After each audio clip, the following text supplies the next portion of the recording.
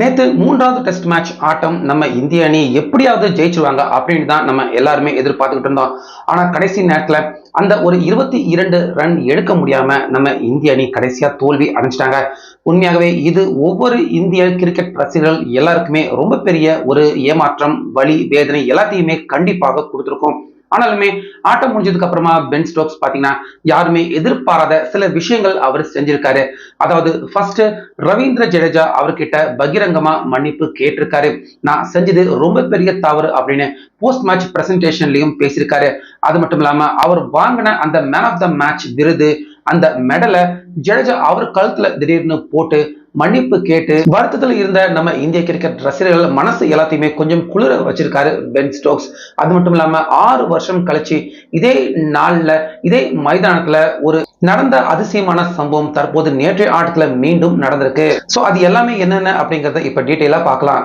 அதாவது Ben Stokes இந்த match ஜெயிச்சதுக்கு அப்புறமா அவர் போஸ்ட் மேட்ச்ல சொன்ன விஷயம் என்ன அப்படின்னா, இந்த மேட்ச் எப்படியாச்சும் நாங்கள் ஜெயிக்கணும் அப்படின்னு கொஞ்சம் மோசமாகவும் முரண்பாடாகவும் கொஞ்சம் அக்ரெசிவாகவும் தான் நாங்கள் இந்திய அணிக்கிட்ட நடந்துக்கிட்டோம் அப்படின்னு வெளிப்படையாகவே அவங்க செஞ்ச விஷயங்கள், தவறான விஷயங்கள், அக்ரெசிவான கோபமான விஷயங்கள் எல்லாத்தையுமே தவறு தான், நாங்கள் செஞ்சது தப்பு தான் அப்படின்னு வெளிப்படையாகவே போஸ்ட் மேட்ச் பிரசன்டேஷனில் பென் ஸ்டோக்ஸ் அவர் பேசியிருக்காரு. முக்கியமாக ஜடேஜா அவர்கிட்ட காஸ் நேராக போய் அவர் மேலே ரன் எடுக்கிறப்ப மோதி இருந்தாரு. அந்த நேரத்தில் நேரடியாக ஜடேஜா கார்ஸ் அவர்கிட்ட வந்து எதுக்காக வழி விடாம ரன்னை எடுக்க விடாம தடையா நின்றீங்க அப்படிங்கிற மாதிரி ஜடேஜா வந்து கார்ஸ் கிட்ட சண்டை போட்டப்ப அப்ப நடுவில் பூந்து சமரசம் செய்யறேன் அப்படின்னு ஜடேஜா கிட்ட கடுமையாக நடந்துட்டு இருப்பாரு. அதே போல இங்கிலாந்து போலர்கள் நிறைய பேர், முக்கியமா பேஸ் போலர்கள் எல்லாருமே இந்திய பேட்ஸ்மேன்களை அட்டாக் பண்ற மாதிரி அடி வாங்குற மாதிரியான போலிங் எல்லாருமே வீசிருப்பாங்க. இதுல பென் ஸ்டோக்ஸ் ஆர்ச்சர் ஒரு படி மேல போய் அபாயகரமான பால் எல்லாருக்குமே போட்டாங்க. பென் ஸ்டோக்ஸ் நினைச்சிருந்தா அப்படிப்பட்ட பந்துகளை வீச வேணாம் அப்படின்னு இங்கிலாந்து போலர்கள் கிட்ட சொல்லியிருக்கலாம். ஆனா பென் ஸ்டோக்ஸ் அப்படி எதுவுமே சொல்லல. குறிப்பா பும்ரா, சிராஜ் பந்து போட வேண்டியவங்க அவங்க காயப்படுற மாதிரி பந்து வீசிருந்தாங்க. சிராஜ் அவுட் ஆகிறதுக்கு சில பந்துகள் முன்னாடி கூட கையில பந்து பட்டு துடிச்சு போய் அதுக்கப்புறமா டாக்டர்கள் வந்து ஸ்ப்ரே அடிச்சதுக்கு அப்புறம் தான் தொடர்ந்து சிராஜ் விளையாண்டாரு. ஸோ இந்த மாதிரியான விஷயங்கள் நாங்க எல்லாருமே செஞ்சது தவறு தான் அப்படின்னு வெளிப்படையாக ஒத்துக்கிட்டாரு. அதாவது நாங்க கொஞ்சம் மோசமாக தான் செயல்பட்டுட்டோம் இந்த மேட்ச்ல ஜெயிக்கணும் அப்படின்னு பென் ஸ்டோக்ஸ் அவருடைய தவறை நேரடியாகவே சொல்லி ஒத்துக்கிட்டாரு. அதே போல ஜடேஜா அவருடைய பேட்டிங் எங்களுக்கு கடைசி வரைக்கும் ரொம்ப பெரிய அளவில் பயத்தை கொடுத்துச்சு. உண்மையாகவே இப்படிப்பட்ட ஒரு இன்னிங்ஸ் ஒரு பேட்ஸ்மேன் விளையாண்டதை பார்த்து பல வருஷம் ஆயிடுச்சு. நான் என் வாழ்க்கையிலையும் மறக்க முடியாத இன்னிங்ஸை என் கண் முன்னாடி ஒரு ட்ரீம் இன்னிங்ஸ் அப்படின்னே சொல்லலாம். அந்த அளவுக்கு ஒரு பொறுப்பான 2 விக்கெட்டுகளை கையை வச்சுக்கிட்டு 100 ரன்னை டார்கெட் செஞ்சு எடுக்கிறது அவ்வளவு எளிதான விஷயம் கிடையாது.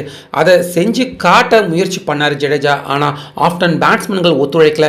ஆனாலுமே ஃபுல் கிரெடிட் கண்டிப்பாக ஜடேஜா அவருக்கு தரலாம் அப்படின்னு ஜடேஜாவை புகழ்ந்து பாராட்டி இந்த மேட்ச்ல அவங்க செஞ்ச எல்லா தவறுக்குமே மன்னிப்பு கேட்டு பென் ஸ்டோக்ஸ் அவருக்கு தான் ஆட்ட நாயகன் விருதும் தரப்பட்டிருந்தது.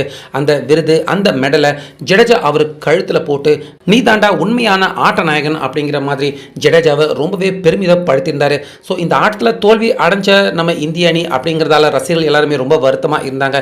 பென் ஸ்டோக்ஸ் அவருடைய இந்த செய்கை சற்றே இந்திய ரசிகர்கள் எல்லாருக்குமே மகிழ்ச்சியை கண்டிப்பாக கொடுத்திருந்தது. அது மட்டும் இல்லாமல் சரியா 6 வருஷத்துக்கு முன்னாடி பார்த்தீங்கன்னா இதே மைதானத்தில் தான் நியூசிலாந்து, இங்கிலாந்து 2 அணிகளுமே வேர்ல்டு கப் ஃபைனலில் மோதிருந்தாங்க. இங்கிலாந்து ஜெயிச்சிருந்தாங்க. அதுவும் கரெக்டாக ஜூலை 14ஆம் தேதி தான். நேற்று நடந்த ஆட்டமும் ஜூலை 14ஆம் தேதி தான். அன்னைக்கும் பென் ஸ்டோக்ஸ் அவர் தான் மேன் ஆஃப் த மேட்ச். நேற்று நடந்த ஆட்டத்திலும் பென் ஸ்டோக்ஸ் அவர் தான் மேன் ஆஃப் த மேட்ச். இப்படி ஒரே நாளில் பேக் டு பேக் இப்படி அதிசயமான சம்பவங்கள் நடந்திருக்கு அப்படின்னு ரசிகர்கள் எல்லாருமே தற்போது இந்த விஷயத்தை ஷேர் பண்ணிட்டு இருக்காங்க. குறிப்பாக பென் ஸ்டோக்ஸ் அவர் மேன் ஆஃப் த மேட்சை விருத ஜடேஜா அவருக்கு கொடுத்து அவர் செஞ்ச தவறுகளை ஒத்துக்கிட்டதும் தற்போது வைரல் ஆகிட்டு வருது. இதை பற்றி உங்கள் கருத்தை சொல்லுங்கள்.